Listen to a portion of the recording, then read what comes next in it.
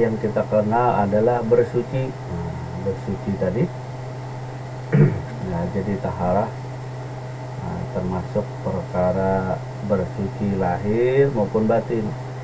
Kita Bang Muhri Kaiji tadi kan yang ditanyakan bukan lagi taharah mungkin secara lahiriah kan, secara syariat kan tahu bersuci dari hadas besar, hadas kecil, misalnya karena itu dijelat kena liur anjing kah kan, nah itu babi dan lain sebagainya. Jadi tahara itu bersuci seperti kotoran tadi yang dibersihkan. Nah, jadi istinja lah termasuk tahara, kan ada hubungan dengan istinja tadi. Nah, jadi tahara mungkin kata-katanya ya jelas berbeda antara tahara dan istinja tadi. Namun kita garis bawahi saja ini bersuci diri. Nah, berwudu juga kan bersuci juga. Nah, berwudu tadi bersihkan anggota batang tubuh secara lahir. Nah, jadi ada istilah istinja, pembersihan diri lahir dan diri batin. Adapun taharah bersuci, bersuci lahir secara syariat tadi kepada batang tubuh. Bila batang tubuh tadi ada kotor, ada sesuatu najis yang menempel di batang tubuh, itu harus dibersihkan. Kalau itu secara syariat kan kita sudah ngerti, sudah paham, ada di aturan ilmu fikih tadi yang mengatur tata cara bertaharah, istinja, bersuci tadi. Namun dalam pengertian syariat, tarikat, hakikat, dan ma'rifat tadi yang dibersihkan adalah 4 anggota pada batang tubuh atau 4 anggota pada diri. Syariat tadi adalah yang dibersihkan adalah batang tubuh lahir. Kemudian yang kedua, tarikat adalah hati yang dibersihkan tadi.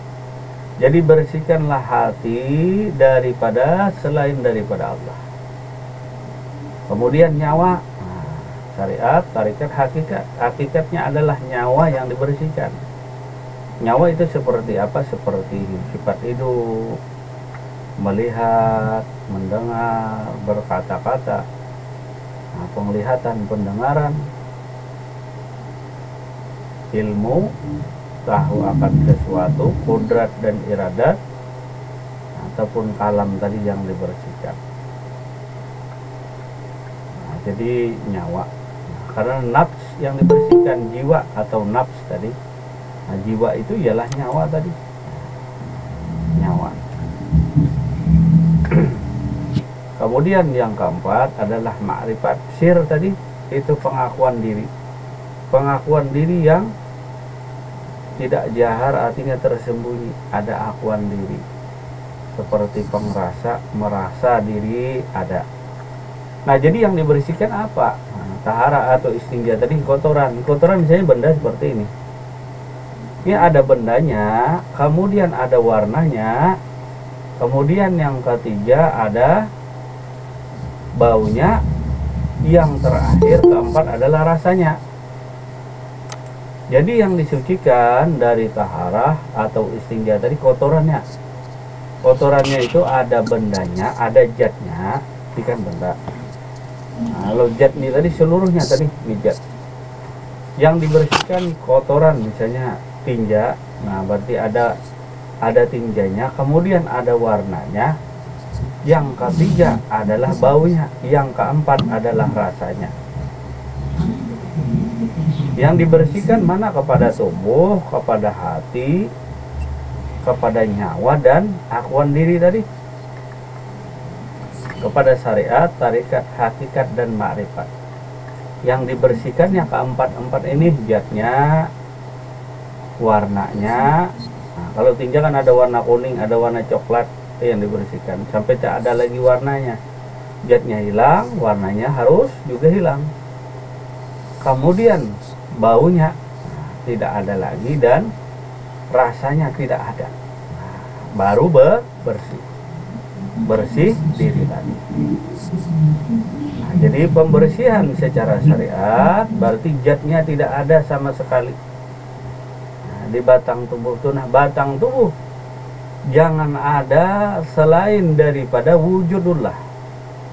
Bila ada selain daripada Allah, maka jatuh syiriklah orang tersebut.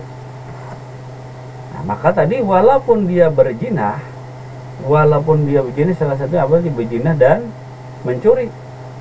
Walaupun dia mencuri dan berzina, dia mati saat itu, tapi dia tak mensekutukan Allah.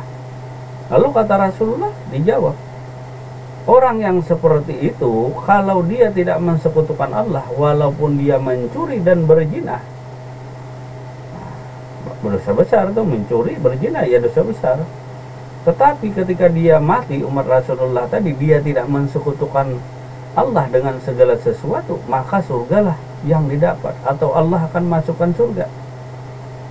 Itu hadis Rasulullah Sallallahu Alaihi Wasallam tadi, diriwayatkan dari Abu Dzar, hadis riwayat Bukhari tersebut. Jadi pentingnya tadi. Jadi kalau ada selain daripada wujud Allah, wujud itu adanya Allah. Berarti bila ada selain Allah, maka otomatis taharah kita bersuci, istinja kita tidak akan pernah berhasil atau tidak bersih. Mungkin secara lahiriah, cara syariat tadi kita pakai sabun, kita pakai itu, pakai apa? Air itu pakai tanah, nah kan tanah dipardu nah, dengan tanah tadi, ya bersih secara lahir. Cuma yang disucikan tadi jiwa, nah, hati, jiwa, nyawa, pengakuan diri. Nah, ini yang penting. Maka begitu pentingnya hadis Rasulullah Sallallahu Alaihi Wasallam ini, sampai-sampai Abu Dzar ini bertanya, seandainya itu tadi orang ini, umat Rasulullah ini, dia berzina dan mencuri, tetap dimasukkan Allah ke dalam surganya, karena dia tidak mensekutukan Allah dengan segala sesuatu. Nah, jadi hubungannya dengan pertanyaan Bang Nuridi Kaiji tadi tentang istinja, tentang taharah, bersuci tadi. Nah, begitu pentingnya membersihkan hati, tubuh, nyawa, dan akuan diri tadi. Jadi taharah, istinja syariat, tarikat, hakikat, dan makrifat. Tubuhnya, hatinya, nyawanya, sir pengakuan diri itu harus dibersihkan. Dibersihkan dari apa? Yang pertama, zatnya. Jangan sampai ada yang ada selain daripada zatullah.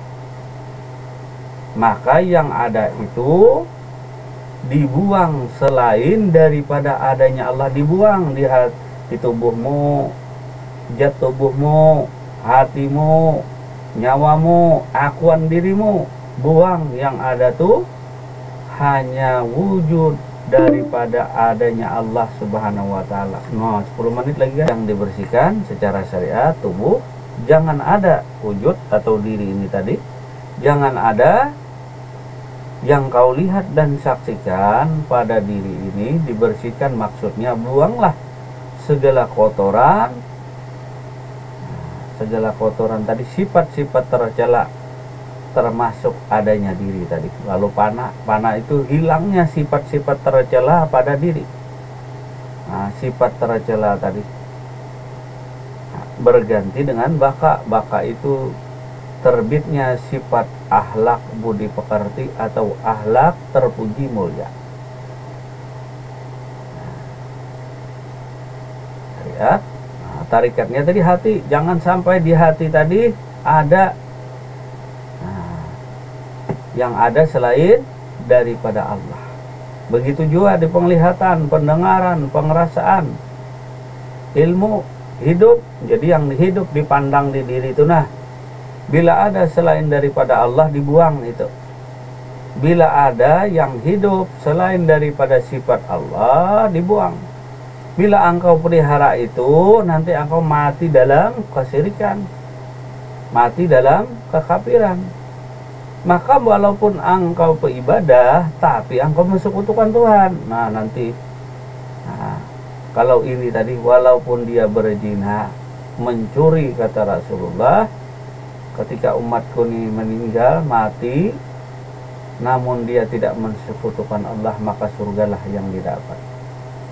Nah, jadi taharahnya tadi adalah zatnya, buang daripada zat tadi selain daripada Allah, di diri, di hati, di nyawa. Jadi yang nyawa tadi yang cukup melihat, mendengar itu Allah, karena yang melihat itu nyawa. Nah nyawa tadi ada lain daripada sifat Allah. Sifat Allah tiada lain daripada zat Allah. Zat Allah tiada lain daripada Allah Subhanahu wa ta'ala.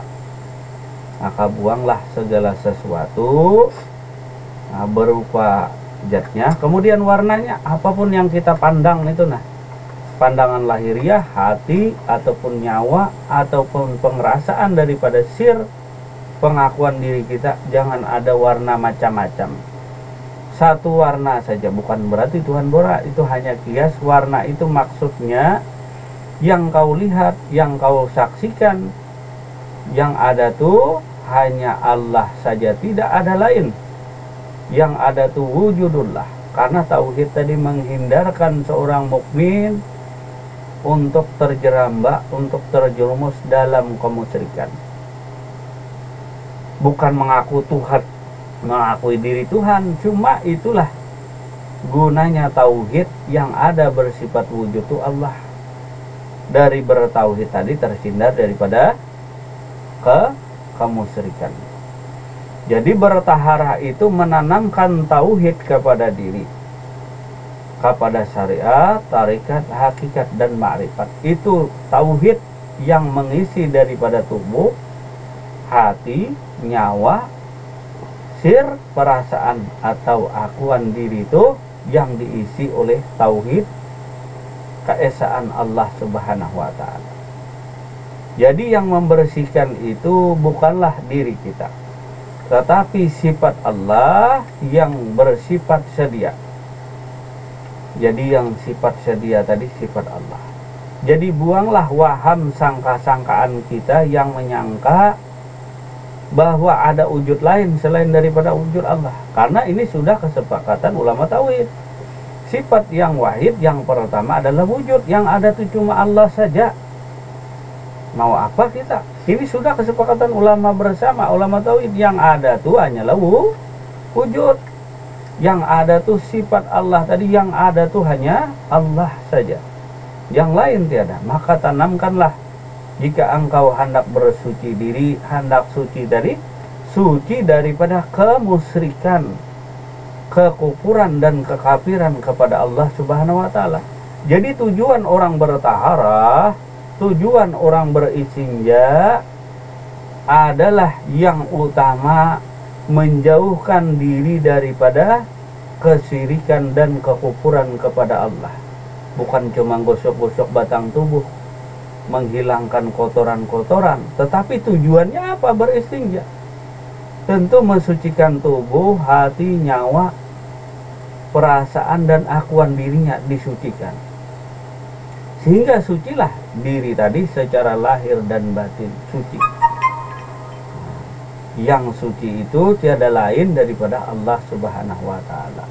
Nah, jadi hilang zatnya, hilangkan zatnya. Nah, panah itu lenyap sirna segala sesuatu selain daripada zat Allah, buang di diri tadi. Bukan batang tubuh dibuang kasih anjing, bukan. Ya Pak Gun. Nah, panah itu lenyap sirna segala sesuatu sangka-sangkaan kita bahwa sifat wujud tadi ada selain daripada Allah, maka menolak ajaran tauhid. Jelas. Lalu bertentangan nanti kalau ada yang lain selain daripada Allah. Nah, maka bertolak belakang dengan ajaran tauhid kita. Di antara sifat 20 tadi wujud. Kan yang wujud tuh yang ada cuma Allah. Allah tuh maha nyata. Walaupun dia sifat laisa kami selesiun, Allah tadi maha nyata, maha wujud. hanya bagi orang yang buta tuli saja, yang tidak bisa mendengar, yang tidak bisa melihat dan menyaksikan akan wujud kebesaran Allah Subhanahu wa taala. Kenapa demikian? Karena Nabi menganjurkan hendaklah engkau di dalam beribadah tadi adalah ihsan, melihat akan Allah Subhanahu wa taala. Jadi buang zatnya selain daripada Allah. Jadi buang kotoran tadi. Kemudian warnanya, penglihatan tadi, pandangan kita, surut kita, musyahadah kita. Kita lihat sesuatu awal, akhir, zahir dan batin, yang kau lihat hanya Allah saja. Bila engkau lihat awal, akhir, zahir, batin, engkau lihat selain daripada Allah, maka masih kotor, harus dibersihkan lagi. Maka pandangan itu wal awalu wal akhiru wal zahiru wal batinu. Begitu firman Allah Subhanahu wa taala, akulah yang awal, akulah yang akhir, akulah yang zahir, akulah yang batin. Itu penglihatanmu di awal, di akhir, di zahir, di batin. Nah, di luar, di dalam. Sesudahnya, sebelumnya. Maka engkau bersihkan penglihatanmu yang kau lihat, saksikan itu daripada melihat sesuatu selain daripada wujud Allah Subhanahu wa taala. Jadi yang nampak itu hanya adanya Allah. Kemudian tadi apa? Baunya. Nah, bau itu pengrasaan. Nah, bau tuh penciuman. Nah, seperti sesuatu. Ada kemuliaan diri, ada keagungan diri, ada kebanggaan kepada diri, itu bau ngarannya. Bau tuh wangi-wangian, atau bau busuk sama, bau wangi sama. Nah, jadi bau itu ya berupa bau yang tidak enak dan berupa bau yang artinya apa? Kemasyuran nama kita, keagungan, kemuliaan nama kita yang ada di dunia tadi, lalu dipuji orang. Nah, itu bentuk daripada penciuman tadi. Apa? Bau. Nah, bau tadi. Atau orang menjar membau, ada orang saruan kan membau. Nah, salawin. Iya. Membau itu artinya ada sedikit tercium kabar berita. Nah, karena ada namanya kemasyuran nama, merasa diri tadi ini keturunan ini dan itu, merasa orang mulia dan lain sebagainya. Nah, ini bahaya. Jadi merasa ada nama besar atau ada memiliki nama selain daripada keesaan, daripada asmanya Allah. Nah, panggilan ini akan segera berakhir. Jadi Bapak Ibu, link baru ya.